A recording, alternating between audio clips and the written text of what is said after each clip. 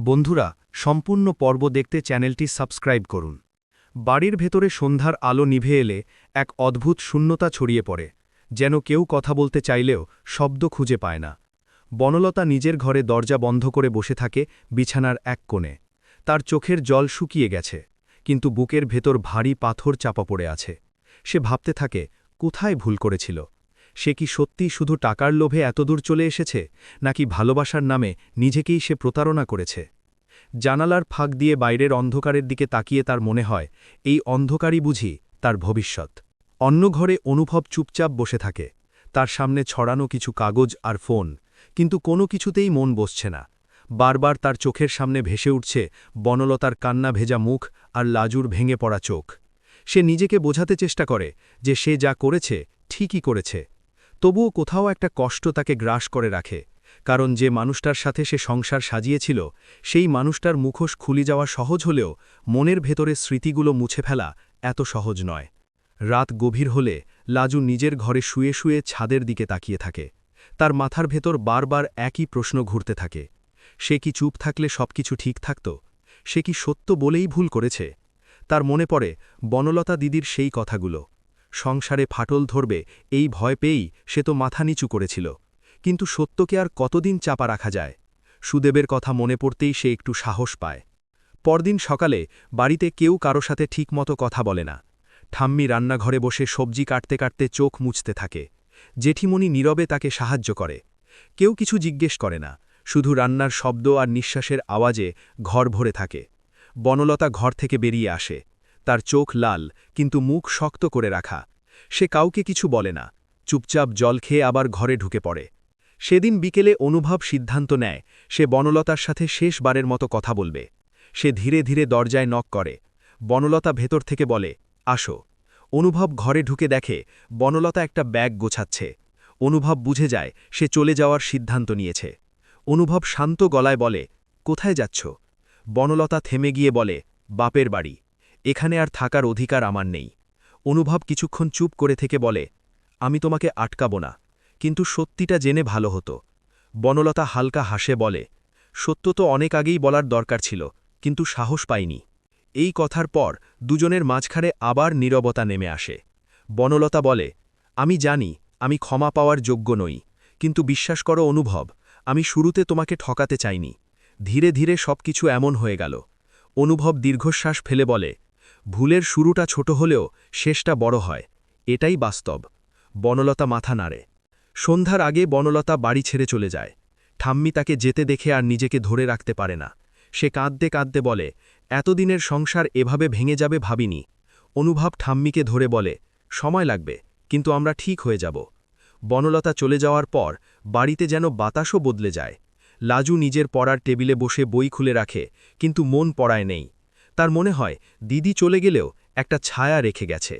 সে ভাবে, যদি কোনোদিন বনলতা সত্যিই বদলাতে চাইত, তাহলে হয়তো সবকিছু অন্যরকম হতো। কয়েকদিন কেটে যায়। অনুভব কাজে ব্যস্ত থাকার চেষ্টা করে। লাজু কলেজে যায়। ঠাম্মি আগের মতোই সংসার সামলায়, কিন্তু হাসিটা আর ফিরে আসে না। একদিন রাতে লাজু অনুভবের কাছে এসে বলে, দাদা ভাই, আমি কি তোমার সাথে একটু কথা বলতে পারি? অনুভব বলে, বল লাজু। লাজু কাঁপা গলায় বলে, আমি কি সত্যি ঠিক কাজ করেছি? অনুভব তার মাথায় হাত রেখে বলে, তুই শুধু সত্য বলেছিস, সত্য কখনো ভুল হতে পারে না। লাজুর চোখ ভিজে ওঠে। সে অনুভবকে জড়িয়ে ধরে। এর কিছুদিন পর হঠাৎ একদিন বনলতার ফোন আসে। অনুভব ফোন ধরতে চায় না, কিন্তু ঠাম্মির কথায় ধরে। বনলতা বলে, আমি শুধু জানাতে চেয়েছিলাম আমি ভালো আছি, আর আমি বুঝতে পেরেছি জীবনে সবচেয়ে বড় সম্পদ বিশ্বাস, যা আমি নষ্ট করেছি। অনুভব সংক্ষিপ্ত উত্তর দেয়, আশা করি তুমি ঠিক পথ খুঁজে পাবে।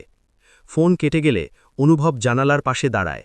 বাইরে আকাশ পরিষ্কার, চাঁদের আলো পড়েছে।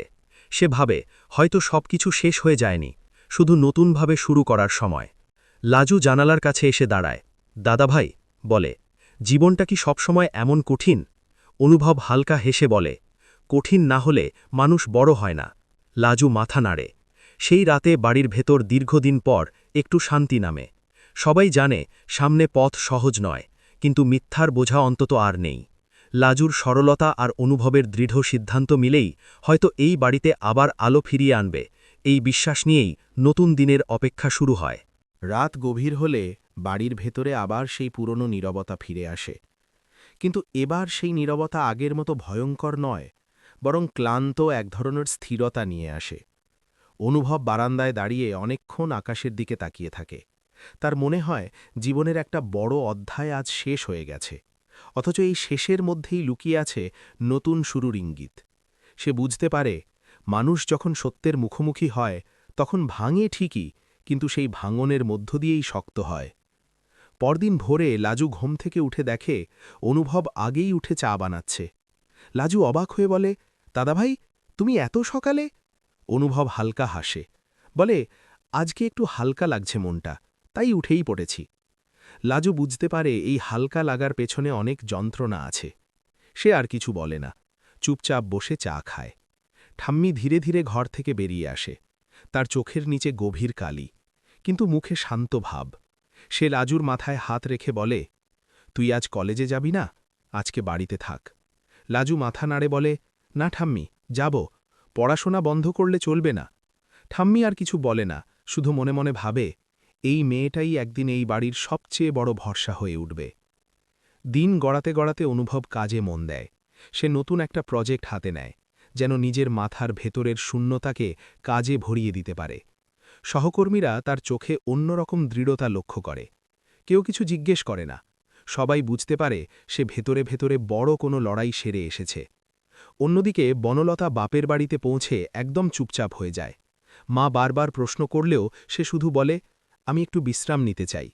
রাতে সে বিছানায় শুয়ে শুয়ে অনুভবের কথা ভাবে, লাজুর চোখের জল ভাবে, আর নিজের ভুলগুলো এক এক করে সামনে ভেসে ওঠে।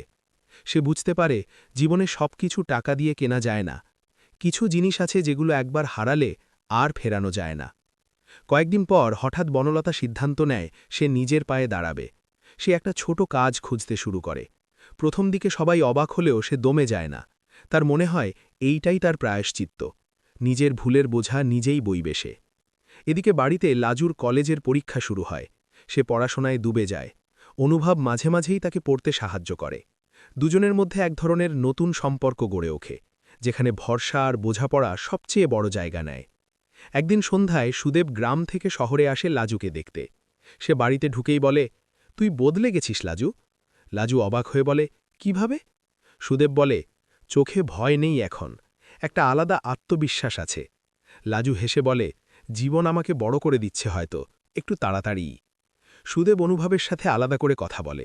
সে বলে, দাদা, তুমি যেভাবে সবটা সামলেছ সেটা সবাই পারে না। অনুভব শান্ত গলায় বলে, মানুষ পরিস্থিতি থেকেই শিখে যায়। সুদেব মাথা নাড়ে বলে, লাজু ভাগ্যবান, তোমার মতো দাদা পেয়েছে। দিনের পর দিন কেটে যায়। ধীরে ধীরে বাড়িতে আবার স্বাভাবিক ছন্দ ফেরে। ঠাম্মি হাসতে শেখে, জেঠিমণি গল্প করে রান্নাঘরে। লাজু নিজের স্বপ্নের কথা বলতে শুরু করে। সে বলে, আমি ডাক্তার হয়ে শুধু শহরে থাকব না, গ্রামের মানুষদেরও সাহায্য করব। অনুভব তার কথা শুনে মনে মনে গল্প অনুভব করে। একদিন হঠাৎ বনলতা ফোন করে লাজুকে। সে বলে, আমি শুধু তোর সাথে কথা বলতে চাই। লাজু কিছুক্ষণ চুপ করে থেকে বলে, বলো দিদি। বনলতা কাঁপা গলায় বলে, আমি তোর কাছে ক্ষমা চাই। তুই যদি সেদিন সত্য না বলতিস, আমি হয়তো আরও বড় অন্যায় করতাম। লাজুর চোখ ভিজে ওঠে। সে বলে, আমি তোমার খারাপ চাইনি দিদি। বনলতা বলে, আমি জানি, আর তাই তুই আমার কাছে আজও ছোট বোনের মতো। ফোন কাটার পর লাজু অনেকক্ষণ চুপ করে থাকে। সে বুঝতে পারে ক্ষমা মানে ভুলে যাওয়া নয়, বরং সামনে এগিয়ে যাওয়ার সাহস। রাতে অনুভব ছাদে উঠে দাঁড়ায়। আকাশে তারা জ্বলছে। সে ভাবে, জীবনের অন্ধকার অধ্যায় পেরিয়ে আসার পর এই আলোর মূল্য অনেক বেশি। সে মনে মনে ঠিক করে আর কখনো মিথ্যার সাথে আপোষ করবে না। কয়েক মাস পরে লাজুর পরীক্ষার ফল বেরোয়। সে ভালো রেজাল্ট করে। বাড়িতে আনন্দের বন্যা বয়ে যায়। ঠাম্মি মিষ্টি বানায়, জেঠিমণি সবাইকে ডাক দেয়। অনুভব লাজুকে জড়িয়ে ধরে বলে, আমি জানতাম তুই পারবি। লাজু হাসতে হাসতে বলে, তোমাদের বিশ্বাসই আমাকে শক্ত করেছে। সেই রাতে বাড়ির উঠোনে সবাই একসাথে বসে গল্প করে। অনেকদিন পর খোলামেলা হাসি শোনা যায় বাতাসে, যেন হালকা সুখের গন্ধ ছড়িয়ে পড়ে। দূরে কোথাও বনলতা নতুন জীবনের পথে হাঁটতে হাঁটতে এই হাসির শব্দ কল্পনা করে। সে জানে সে আর সেই বাড়ির অংশ নয়, কিন্তু তার ভুলের গল্পটাই হয়তো অন্যদের সঠিক পথ দেখাবে। আর অনুভব লাজুর দিকে তাকিয়ে ভাবে, জীবনে সব সম্পর্ক রক্তের হয় না, কিছু সম্পর্ক সত্য আর বিশ্বাস দিয়ে তৈরি হয়, আর সেই সম্পর্কই সবচেয়ে শক্ত। এইভাবেই সময় এগিয়ে চলে, কষ্ট ভুল নয়, শিক্ষা হয়ে ওঠে, আর সত্য ধীরে ধীরে সব ক্ষত শুকিয়ে দিয়ে নতুন ভোরের দরজা খুলে দেয়।